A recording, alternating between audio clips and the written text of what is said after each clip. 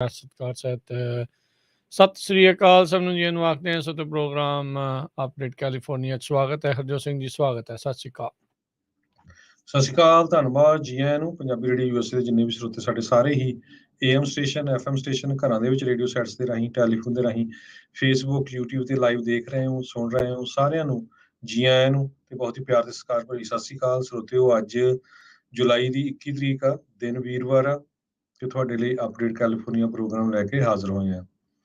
Programme ਸ਼ੁਰੂ ਕਰਨ ਤੋਂ ਪਹਿਲਾਂ ਸਾਡੇ ਅੱਜ ਦੇ ਸਪਾਂਸਰਸ ਉਹਨਾਂ ਦਾ ਧੰਨਵਾਦ। ਖਾਲਸਾ ਇੰਸ਼ੋਰੈਂਸ ਏਜੰਸੀ, ਜਿਨ੍ਹਾਂ ਦੇ ਕੋਲੋਂ ਤੁਸੀਂ ਹਰ ਇੱਕ ਤਰੀਕੇ ਦੀ ਇੰਸ਼ੋਰੈਂਸ ਕਰਵਾ ਸਕਦੇ ਹੋ। ਇੰਸ਼ੋਰੈਂਸ ਬਾਰੇ ਪਤਾ ਕਰਨ ਲਈ ਕਾਲ ਕਰੋ 408-272-2500 408-272 2500। Terkiana immigration law firm, immigration ਦਾ ਹੋਵੇ ਕਿਸੇ ਵੀ ਤਰੀਕੇ ਦਾ ਕੰਮ, call attorney J Terkiana 415-909-0503। Amarjit Singh Fresno, Gurbachan Singh Nagra Sacramento, Navjit Singh Dhillon Yuba City, Avtar Singh Manzil Clovis, Jugraj Singh Dhaliwal, Kamaljit Singh Makhan Daulatpuria Stockton, Harjinder Brar Bakersfield ਤੇ ਜ਼ੈਂਡੋ ਗਰੁੱਪ, ਜਿੱਥੋਂ ਤੁਸੀਂ ਹੋਮ ਲੋਨਸ, ਘਰ ਖਰੀਦਣ ਅਤੇ ਘਰ ਵੇਚਣ ਦੀਆਂ ਸਾਰੀਆਂ ਸਰਵਿਸਿਜ਼ ਲੈ ਸਕਦੇ ਹੋ। ਕਾਲ ਮੋਹਨ ਚੀਮਾ 855-905-2575। ਇਹਨਾਂ ਸਾਰਿਆਂ ਦਾ ਧੰਨਵਾਦ। ਜੇਕਰ ਤੁਸੀਂ ਜਾਂ ਕੋਈ ਹੋਰ ਕਾਰੋਬਾਰ ਇਸ ਪ੍ਰੋਗਰਾਮ ਨੂੰ ਸਪਾਂਸਰ ਕਰਨਾ ਚਾਹੁੰਦੇ ਹੋ, ਸੰਪਰਕ ਕਰ ਸਕਦੇ ਹੋ ਨੰਬਰ 408-722-7698 ਦੇ ਉੱਤੇ। ਜੀ ਅੱਜ ਦੀਆਂ ਖਬਰਾਂ ਵੱਲ ਚੱਲੀਏ ਤੇ ਸਭ ਤੋਂ ਪਹਿਲਾਂ ਜੇ ਆਪਾਂ US ਦੇ ਸੁਪਰੀਮ ਕੋਰਟ ਦੀ ਗੱਲ ਕਰਦੇ ਜਾਈਏ, ਨਵੇਂ ਬਣੇ ਜਸਟਿਸ ਜੈਕਸਨ ਉਹਨਾਂ ਨੇ ਸੁਪਰੀਮ ਕੋਰਟ ਦੇ ਵਿੱਚ ਪਹਿਲਾ ਜਿਹੜਾ ਆਪਣਾ ਡਿਸੀਜਨ ਆ ਉਹ ਬਾਈਡਨ ਐਡਮਿਨਿਸਟ੍ਰੇਸ਼ਨ ਦੀਆਂ ਜੋ ਇਮੀਗ੍ਰੇਸ਼ਨ ਪਾਲਿਸੀ ਜੋ ਲੈ ਕੇ ਉਹ ਚੇਂਜ ਕਰਨਾ ਚਾਹੁੰਦੇ ਸੀ ਟਰੰਪ ਟਾਈਮ ਦੀਆਂ ਤੇ ਮੁੜ ਕੇ ਪ੍ਰੈਜ਼ੀਡੈਂਟ ਓਬਾਮਾ ਦੇ ਟਾਈਮ ਵਾਲੀਆਂ, ਉਹਨਾਂ ਨੂੰ ਜਿਹੜਾ ਆ ਇੱਕ ਤਰ੍ਹਾਂ ਨਾਲ ਸਟਾਪ ਲਾਤਾ। ਉਹ ਕਹਿੰਦੇ ਵੀ ਸੁਪਰੀਮ ਕੋਰਟ ਉਹਨਾਂ ਨੂੰ ਰੀਇਨਸਟੇਟ ਨਹੀਂ ਕਰੂਗੀ। ਇਹ ਅੱਜ ਸੁਪਰੀਮ ਕੋਰਟ ਨੇ ਡਿਸੀਜਨ ਦਿੱਤਾ ਹੈਗਾ। ਸੋ ਉਹਨਾਂ ਨੇ ਡਿਕਲਾਈਨ ਕਰਤਾ ਟੂ ਫਰੀਜ਼ ਲੋਅਰ ਕੋਰਟ ਦਾ ਆਰਡਰ, ਜਿਹਦੇ ਵਿੱਚ ਡਿਪਾਰਟਮੈਂਟ ਆਫ ਹੋਮਲੈਂਡ ਸਿਕਿਉਰਿਟੀ ਨੂੰ ਇੰਪਲੀਮੈਂਟ ਕਰਨ ਤੋਂ ਨਿਊ ਇਮੀਗ੍ਰੇਸ਼ਨ ਇਨਫੋਰਸਮੈਂਟ ਪ੍ਰਾਇਓਰਟੀ ਲਈ ਕਿਹਾ ਗਿਆ ਸੀਗਾ। ਜੈਕਸਨ ਤੇ justice Elina ਕਾਗਨ, Sonia ਸੋਟੋਮਾਇਰ, justice Ammy ਕੋਨੀ ਵੈਰਟ, ਇਹਨਾਂ ਨੇ ਡਿਸੈਂਟ ਕੀਤਾ ਕੋਰਟ ਦੇ ਐਕਸ਼ਨ ਦੇ ਵਿੱਚ। ਸੋ 5 ਦੇ ਮੁਕਾਬਲੇ 4 ਦੇ ਨਾਲ ਇਹ ਲਾਸ ਬਾਈਡਨ ਐਡਮਿਨਿਸਟ੍ਰੇਸ਼ਨ ਨੂੰ ਹੋਇਆ, ਜੋ ਕਿ ਕੋਸ਼ਿਸ਼ ਕਰ ਰਿਹਾ ਸੀ ਵੀ ਪ੍ਰੈਜ਼ੀਡੈਂਟ ਓਬਾਮਾ ਟਾਈਮ ਦੀਆਂ ਪਾਲਿਸੀਜ਼ ਨੂੰ ਜਿਹਦੇ ਵਿੱਚ ਅਰੈਸਟ ਲੋਕਾਂ ਦਾ ਘੱਟ ਹੋਵੇ ਉਹ ਲਾਈਆਂ ਜਾਣ। ਹੋਮਲੈਂਡ ਸਿਕਿਉਰਿਟੀ ਦੇ ਸੈਕਟਰੀ ਅਲੈਂਡਰੋ ਮਿਊਰਕਸ ਨੇ ਆਰਗੂ ਕੀਤਾ ਵੀ ਪ੍ਰਾਇਓਰਟੀ ਡਰਿਵਨ ਅਪਰੋਚ ਹੋਣੀ ਚਾਹੀਦੀ ਹੈ ਇਮੀਗ੍ਰੇਸ਼ਨ ਐਨਫੋਰਸਮੈਂਟ ਦੇ ਵਿੱਚ, ਪਰ ਉਹ ਇਸ ਕੰਮ ਦੇ ਵਿੱਚ ਕਾਮਯਾਬ ਨਹੀਂ ਹੋਏ। ਜੇ ਇੱਥੇ ਕਲੈਰਿਟੀ ਕਰਦੇ ਜਾਈਏ, ਚਾਹੁੰਦੇ ਸੀਗੇ ਵੀ ਉਹ ਇਮੀਗ੍ਰੇਸ਼ਨ ਐਨਫੋਰਸਮੈਂਟ ਗਾਈਡਲਾਈਨਸ ਜਿਹੜੀਆਂ ਆ ਉਹ ਚੱਲਦੀਆਂ ਰਹਿਣ। ਜਿਹੜੇ 5 ਜਸਟਿਸਿਸ ਆ ਉਹਨਾਂ ਨੇ ਉਸ ਨੂੰ ਉਹ ਬਲੌਕ ਕਰ ਦਿੱਤਾ। 4 ਜਣਿਆਂ ਨੇ ਇਸ ਦੇ ਉਲਟ ਜਿਹੜੀ ਆ ਡਿਸੈਂਟ, ਜਿੱਦਾਂ ਤੁਸੀਂ ਕਿਹਾ ਵੀ ਲਿਬਰਲ ਜਸਟਿਸਿਸ ਦੇ ਨਾਲ ਮਿਲ ਕੇ, ਐਮੀ ਕੋਨੀ ਬੈਰਟ ਆ, ਉਹਨਾਂ ਨੇ ਵੀ ਇਹ ਕਿਹਾ। ਸੋ ਜਿੱਦਾਂ ਤੁਸੀਂ ਕਿਹਾ ਵੀ ਇਹਨਾਂ ਦਾ ਪਹਿਲਾ ਜਿਹੜੀ ਵੋਟ ਸੀਗੀ ਕਿਸੇ ਵੀ ਸੁਪਰੀਮ ਕੋਰਟ ਦੇ ਓਪੀਨੀਅਨ ਦੇ ਵਿੱਚ, ਫੈਸਲੇ ਦੇ ਵਿੱਚ। ਸੋ ਇਹ ਸੁਪਰੀਮ ਕੋਰਟ ਨੇ ਟੈਕਸਸ ਤੇ ਲੂਜ਼ੀਆਨਾ ਨੂੰ ਇੱਕ ਹਿਸਾਬ ਦੇ ਨਾਲ ਇੱਕ ਟੈਂਪਰੇਰੀ ਜਿੱਤ ਕਹਿੰਦੇ ਆ ਵੀ ਉਹ ਦਿੱਤੀ ਆ, ਜਿਸ ਦੇ ਨਾਲ ਜਿਹੜਾ ਫੈਡਰਲ ਜੱਜ ਆ ਉਹਨਾਂ ਦੁਆਰਾ ਜਿਹੜੀਆਂ ਇਮੀਗ੍ਰੇਸ਼ਨ ਐਨਫੋਰਸਮੈਂਟ ਗਾਈਡਲਾਈਨਸ ਆ ਉਹਨਾਂ ਦੇ ਉੱਤੇ ਬਲੌਕ ਜਿਹੜਾ ਆ ਉਹ ਲੱਗੇਗਾ, ਜਿਹੜੀਆਂ ਬਾਈਡਨ ਐਡਮਿਨਿਸਟ੍ਰੇਸ਼ਨ ਦੇ ਦੁਆਰਾ ਸੀਗੀਆਂ, ਜਿਸ ਦੇ ਤਹਿਤ ਅਨਡਾਕੂਮੈਂਟਡ ਇਮੀਗ੍ਰੈਂਟਸ ਜਿਹੜੇ ਕ੍ਰਿਮੀਨਲ ਰੈਕਰਡ ਵਾਲੇ ਸੀ ਉਹਨਾਂ ਨੂੰ ਰਿਲੀਜ਼ ਕਰਨ ਦੀ ਉਸ ਦੇ ਵਿੱਚ ਗੱਲ ਸੀਗੀ। ਸੋ ਉਸ ਦੇ ਉੱਤੇ ਜਿਹੜਾ ਇਹ ਫੈਸਲਾ ਸੁਪਰੀਮ ਕੋਰਟ ਦਾ ਆਇਆ ਆ। ਅਗਲੀ ਗੱਲ ਕਰਦੇ ਜਾਈਏ, ਡਿਪਾਰਟਮੈਂਟ ਆਫ ਹੋਮਲੈਂਡ ਸਿਕਿਉਰਿਟੀ ਦੇ ਇੰਸਪੈਕਟਰ ਜਨਰਲ ਆ, ਉਹਨਾਂ ਨੇ ਸੀਕਰਟ ਸਰਵਿਸ ਨੂੰ ਕਿਹਾ ਵੀ ਭਾਈ ਤੁਸੀਂ ਉਸ ਜਾਂਚ ਨੂੰ ਹੁਣ ਹਾਲ ਦੀ ਘੜੀ ਬੰਦ ਕਰ ਦਿਓ। ਜਿਹੜੀ 5 ਤੇ 6 ਜਨਵਰੀ ਦੇ ਦੌਰਾਨ ਸੀਕਰਟ ਸਰਵਿਸ ਦੇ ਜਿਹੜੇ ਟੈਕਸਟ ਡਿਲੀਟ ਕਰ ਦਿੱਤੇ ਗਏ ਸੀ ਉਸ ਨੂੰ ਲੈ ਕੇ ਉਹ ਕਰ ਰਹੇ ਆ। ਡਿਪਾਰਟਮੈਂਟ ਆਫ ਹੋਮਲੈਂਡ ਸਿਕਿਉਰਿਟੀ ਦੇ ਇੰਸਪੈਕਟਰ ਜਨਰਲ ਨੇ ਕਿਹਾ ਵੀ ਕਿਉਂਕਿ ਆਲਰੇਡੀ ਜਿਹੜੀ ਇਸ ਦੇ ਉੱਤੇ ਕ੍ਰਿਮੀਨਲ ਇਨਵੈਸਟੀਗੇਸ਼ਨ ਚੱਲ ਰਹੀ ਹੈ, ਸੋ ਤੁਸੀਂ ਇਸ ਦੇ ਵਿੱਚ ਆਪਣੀ ਜਾਂਚ ਜਿਹੜੀ ਉਹ ਨਾ ਕਰੋ। ਸੋ ਉਹਨਾਂ ਨੇ ਇਸ ਤਰੀਕੇ ਦੇ ਨਾਲ ਜਾਣਕਾਰੀ ਜਿਹੜੀ ਉਹ ਦਿੱਤੀ ਆ। ਸੋ 2 ਦਿਨਾਂ ਦੀ ਜਿਹੜੇ ਸੀਕਰਟ ਸਰਵਿਸਿਜ਼ ਦੇ ਟੈਕਸਟ ਆ ਉਹ ਡਿਲੀਟ ਕਰ ਦਿੱਤੇ ਗਏ ਸੀਗੇ। ਸੋ ਬੰਦਾ ਜਦੋਂ ਵੀ ਕੋਈ ਦੇਖਦਾ ਵੀ ਇੱਦਾਂ ਦੀਆਂ ਚੀਜ਼ਾਂ ਨੂੰ ਡਿਲੀਟ ਕੀਤਾ ਜਾਂਦਾ ਹੈ, ਸੋ ਉਸਨੂੰ ਸ਼ੱਕ ਦੀ ਨਜ਼ਰ ਦੇ ਨਾਲ ਦੇਖਿਆ ਜਾ ਰਿਹਾ ਸੀ। 6 ਜਨਵਰੀ ਵਾਲੀ ਕਮੇਟੀ ਨੇ ਇਹਨਾਂ ਟੈਕਸਟ ਨੂੰ ਹਾਸਲ ਕਰਨ ਦੀ ਕੋਸ਼ਿਸ਼ ਜਿਹੜੀ ਉਹ ਕੀਤੀ ਆ, ਪਰ ਹਾਲ ਦੀ ਘੜੀ ਸੀਕਰਟ ਸਰਵਿਸ ਨੇ ਕਿਹਾ ਆ ਵੀ ਉਹਨਾਂ ਦੇ ਕੋਲ ਉਹ ਮੈਸੇजेस ਮੌਜੂਦ ਨਹੀਂ ਹਨ, ਤੇ ਕਿੱਧਰ ਗਏ ਨੇ ਉਸ ਦੀ ਜਾਂਚ ਉਹ ਖੁਦ ਜਿਹੜੀ ਆ ਉਹ ਹੁਣ ਕਰ ਰਹੇ ਸੀ। ਜੀ, ਅਗਲੀ ਖਬਰ ਵੱਲ ਚਲੀਏ। ਬਹੁਤ ਹੀ ਜ਼ਿਆਦਾ ਜੋ ਹਾਈ ਟੈਂਪਰੇਚਰ ਚੱਲ ਰਿਹਾ ਹੈਗਾ ਅਮਰੀਕਾ ਦੇ ਵਿੱਚ, ਇਹ ਇਸ ਵੀਕਐਂਡ ਤੱਕ ਇਦਾਂ ਹੀ ਰਹੂਗਾ। Millions of Americans triple digit heat ਨੂੰ ਸਾਹਮਣਾ ਕਰ ਰਹੇ ਹੈਗੇ ਆ। 85% ਅਮਰੀਕਨਸ ਉਸ ਏਰੀਏ ਦੇ ਵਿੱਚ ਰਹਿ ਰਿਹਾ ਜਿੱਥੇ ਟੈਂਪਰੇਚਰ 90 ਡਿਗਰੀ ਤੋਂ ਵੱਧ ਹੈਗਾ, 90 ਡਿਗਰੀ ਫਾਰਨਹਾਈਟ ਤੋਂ। ਸੋ ਇਹ ਬਹੁਤ ਵੱਡਾ ਨੰਬਰ ਹੈਗਾ। ਮਿਲੀਅਨਸ ਆਫ ਲੋਕ ਜੋ ਹੈਗੇ ਆ ਸਾਊਥ ਤੇ ਸੈਂਟਰਲ USA ਦੇ ਵਿੱਚ ਉਹ ਟ੍ਰਿਪਲ ਡਿਜਿਟ ਟੈਂਪਰੇਚਰ ਫੀਲ ਕਰ ਰਹੇ ਆ। ਤੇ ਅਮਰੀਕਾ ਵੈਸਟ, ਨਿਊ ਇੰਗਲੈਂਡ, ਇਹ ਸਾਰੇ ਏਰੀਏ ਦੇ ਵਿੱਚ ਟੈਂਪਰੇਚਰ ਬਹੁਤ ਜ਼ਿਆਦਾ ਹੈਗਾ। Highest risk south West, south central USA ਦੇ ਵਿੱਚ ਹੈਗਾ। ਡੈਲਸ ਕਾਉਂਟੀ ਟੈਕਸਸ ਨੇ ਪਹਿਲੀ ਡੈਥ ਰਿਪੋਰਟ ਕੀਤੀ ਆ ਹੀਟ ਕਰਕੇ। 66 ਸਾਲਾਂ ਦੀ ਇੱਕ ਬੀਬੀ, ਉਸ ਦੀ ਜੋ ਮੌਤ ਹੋ ਗਈ। ਡੈਲਸ County health and human services ਨੇ ਇਹ ਦੱਸਿਆ ਹੈਗਾ। ਇੱਕ ਤਰ੍ਹਾਂ ਨਾਲ ਕਹਿੰਦੇ ਡਿਸਟ੍ਰੈਸਿੰਗ ਹੀਟ ਵੇਵ ਹੈਗੀ ਆ। ਇਹਦੇ ਕਰਕੇ ਮੇਅਰ ਆਫ ਵਾਸ਼ਿੰਗਟਨ DC ਨੇ ਵੀ ਹੀਟ ਐਮਰਜੈਂਸੀ ਡਿਕਲੇਅਰ ਕੀਤੀ ਹੋਈ ਆ। ਮੇਅਰ ਮਰੀਅਲ ਬੌਜ਼ਰ, ਉਹਨਾਂ ਨੇ ਇਹ ਕਿਹਾ ਵੀ ਵੱਧ ਤੋਂ ਵੱਧ ਪਾਣੀ ਪੀਓ, ਹਾਈਡਰੇਟਡ ਰਹੋ, ਸਨ ਐਕਸਪੋਜ਼ਰ ਤੋਂ ਲਿਮਿਟ ਰੱਖੋ, ਤੇ ਆਪਣੇ ਸੀਨੀਅਰਸ ਨੂੰ, ਆਪਣੇ ਗੁਆਂਢੀਆਂ ਨੂੰ, ਆਪਣੇ ਜਾਨਵਰਾਂ ਨੂੰ ਜਿਹੜਾ ਆ ਧਿਆਨ ਦੇ ਵਿੱਚ ਰੱਖੋ ਤਾਂ ਕਿ ਕੋਈ ਇੰਨੀ ਜ਼ਿਆਦਾ ਗਰਮੀ ਦਾ ਸ਼ਿਕਾਰ ਨਾ ਹੋਵੇ। ਇਸੇ ਤਰ੍ਹਾਂ ਨਿਊਯਾਰਕ ਦੇ ਰੈਜ਼ੀਡੈਂਟਸ ਨੂੰ ਵੀ ਇਹ ਕਿਹਾ ਗਿਆ ਵੀ ਆਪਣੇ ਘਰਾਂ ਦੇ ਅੰਦਰ ਅੰਦਰ ਰਹੋ। ਨਿਊਯਾਰਕ ਦੇ ਵਿੱਚ ਵੀ 90 ਡਿਗਰੀ ਦੇ ਕਰੀਬ ਟੈਂਪਰੇਚਰ ਪਹੁੰਚ ਗਿਆ ਹੈਗਾ। ਯੂਰਪ ਦੇ ਵਿੱਚ ਵੀ ਡੈਡਲੀ ਕੰਡੀਸ਼ਨ ਇੱਕ ਤਰ੍ਹਾਂ ਦੇ ਨਾਲ ਬਣੀ ਹੋਈ ਹੈਗੀ। ਜੀ ਜੀ, ਅਗਲੀ ਗੱਲ ਕਰਦੇ ਜਾਈਏ। ਅੱਜ ਜਿਹੜੀ 6 ਜਨਵਰੀ ਸਿਲੈਕਟ ਕਮੇਟੀ ਦੀ ਹੀਅਰਿੰਗ ਆ ਉਹ ਆਲਰੇਡੀ ਸ਼ੁਰੂ ਹੋ ਚੁੱਕੀ ਆ। ਅੱਜ ਦੀ ਇਸ ਹੀਅਰਿੰਗ ਦੇ ਵਿੱਚ 187 ਮਿੰਟ 3 ਘੰਟੇ 7 ਮਿੰਟ ਦੇ ਉਸ ਵਕਫੇ ਦੇ ਉੱਤੇ ਇਹਨਾਂ ਨੇ ਗੌਰ ਕਰਨਾ ਆ ਜਿਸ ਦੌਰਾਨ ਹਿੰਸਾ ਕਰਨ ਵਾਲੇ ਜਿਹੜੇ ਰਾਈਟਰਸ ਕੈਪੀਟਲ ਦੇ ਉੱਤੇ ਪਹੁੰਚ ਚੁੱਕੇ ਸੀਗੇ, ਤੇ ਜਿਹੜੇ ਸਾਬਕਾ ਰਾਸ਼ਟਰਪਤੀ ਉਸ ਟਾਈਮ ਦੇ ਉੱਤੇ ਟਰੰਪ ਆ, ਉਹਨਾਂ ਨੇ ਉਹਨਾਂ ਨੂੰ ਕਿੱਦਾਂ ਮਦਦ ਕੀਤੀ ਹੈ ਜਿਹੜੀ ਕਮੇਟੀ ਇੱਕ ਹਿਸਾਬ ਦੇ ਨਾਲ ਉਹ ਕਹਿਣ ਦੀ ਇਸ ਦੇ ਵਿੱਚ ਉਹਨਾਂ ਦੀ ਕੋਸ਼ਿਸ਼ ਹੈਗੀ ਆ।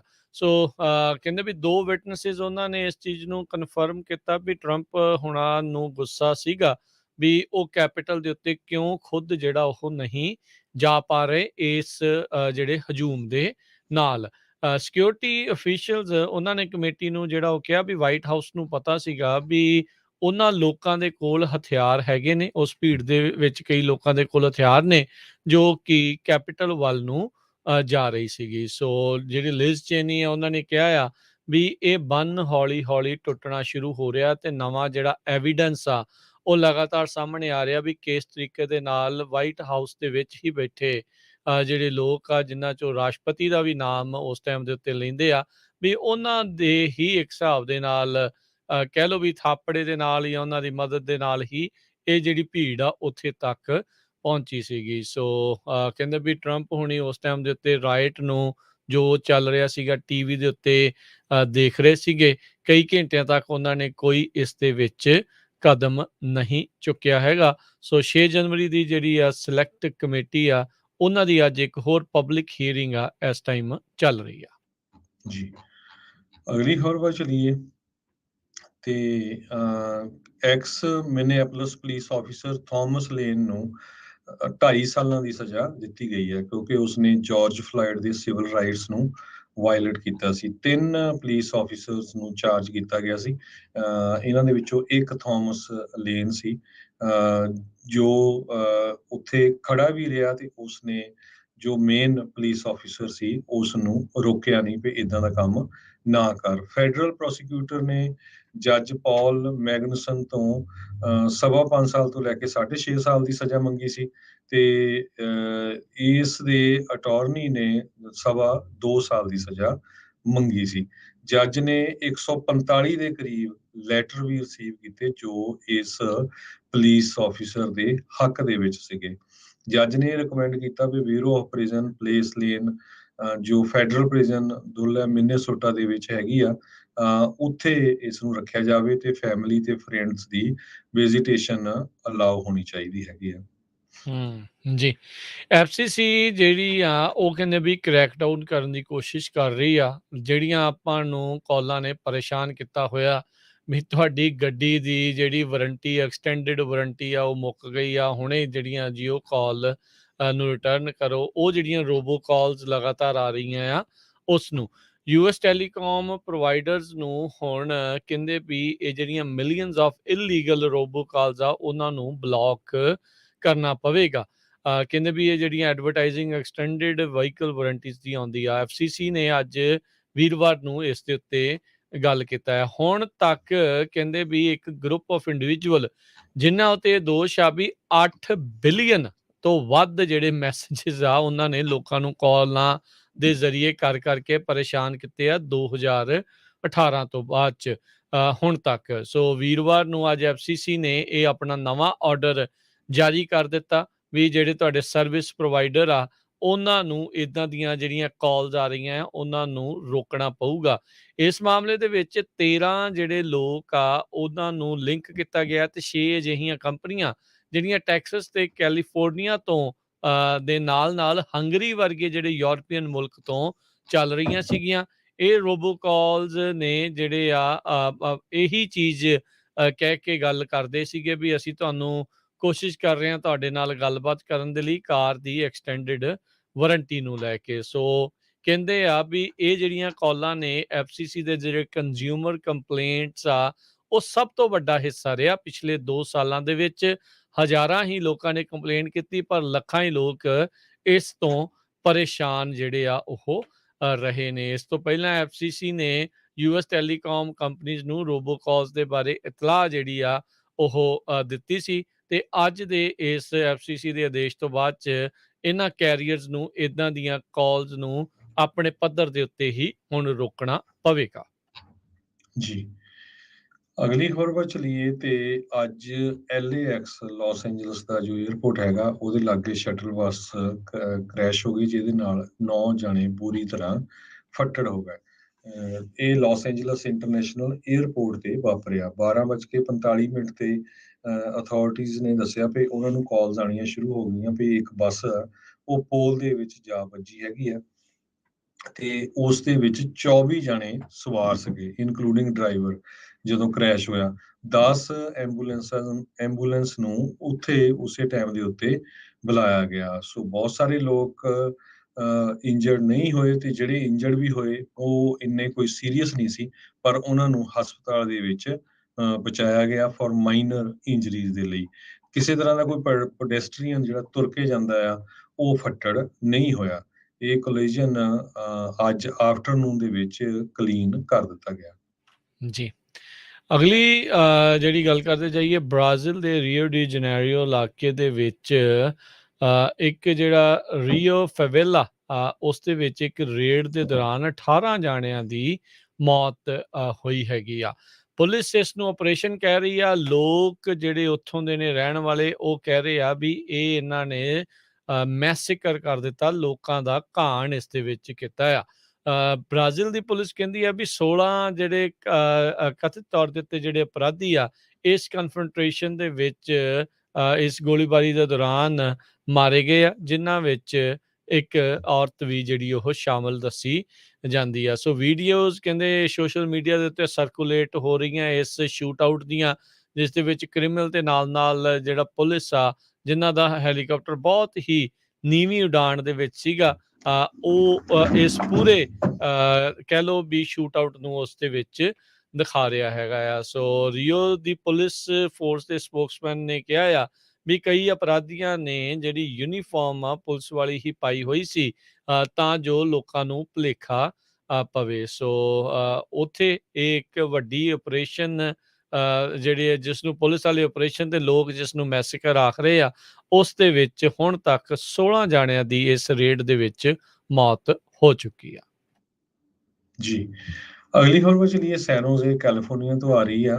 ਸੈਨੋਜ਼ੇ ਦੇ ਇੱਕ ਹਾਈ ਸਕੂਲ ਦੇ ਵਿੱਚ ਅੱਜ ਥ੍ਰੈਟ ਕੀਤਾ ਗਿਆ ਟਵਿੱਟਰ ਦੇ ਮੁਤਾਬਕ ਤੇ ਪੁਲਿਸ ਆਫੀਸਰਸ ਨੂੰ ਯੂਨੀਟੈਕ ਕਾਲਜ ਕੈਂਪਸ ਜੋ ਹੈਗਾ ਸਕੂਲ ਉੱਥੇ ਜਾਣਾ ਪਿਆ। ਉਹਨਾਂ ਨੇ ਪੂਰਾ ਕਲੀਨ ਸਵੀਪ ਕੀਤਾ, ਚੈੱਕ ਕੀਤਾ ਵੀ ਕਿਸੇ ਤਰ੍ਹਾਂ ਦਾ ਕੋਈ ਉੱਥੇ ਬੰਬ ਵਗੈਰਾ ਤਾਂ ਨਹੀਂ ਹੈਗੇ।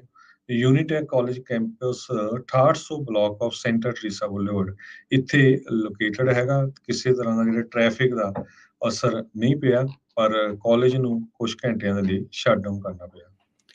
ਸਵੇਰੇ ਵੀ ਆਪਾਂ ਜਿਹੜੇ ਟਰੱਕਰਸ ਦੇ ਦੁਆਰਾ ਚੱਲ ਰਿਹਾ ਪ੍ਰੋਟੈਸਟ ਆ ਉਸ ਦੀ ਗੱਲ ਕੀਤੀ ਸੀ। ਇਸ ਟਾਈਮ ਇਹ ਜਿਹੜਾ ਪ੍ਰੋਟੈਸਟ ਆ ਅੰਤਰਰਾਸ਼ਟਰੀ ਸੁਰਖੀਆਂ ਵੀ ਬਟੋਰ ਗਿਆ ਆ।